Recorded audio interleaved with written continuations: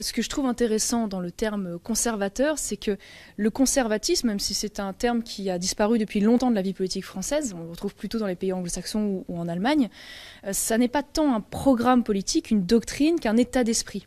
C'est une forme de disposition finalement de l'esprit à souhaiter conserver des choses qui nous apparaissent justes, belles, bien, voilà. Et c'est une façon aussi de respecter le passé et d'en tirer les leçons.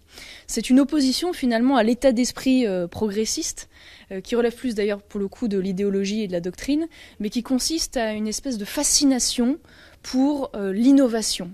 Et imaginons d'ailleurs, on a une forme de réitération de la querelle des anciens et des modernes qui voyaient toujours dans les générations futures des générations de meilleure qualité que les générations passées. Eh bien, je pense que ces gens-là se trompent, puisque de fait, innovation ne veut pas nécessairement dire amélioration. Et de fait, le passé aussi est toujours plus inoffensif que l'avenir. Voilà.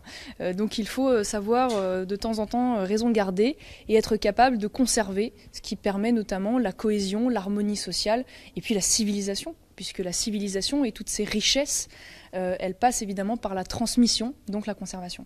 Donc en fait, je trouve intéressant derrière cet état d'esprit d'avoir une sémantique qui finalement peut nous unir les différentes droites sur l'essentiel, en dépit évidemment parfois des analyses qu'on peut avoir ou des points de vue qu'on peut avoir sur d'autres sujets secondaires, mais qui ne relèvent pas, si vous voulez, de la survie civilisationnelle.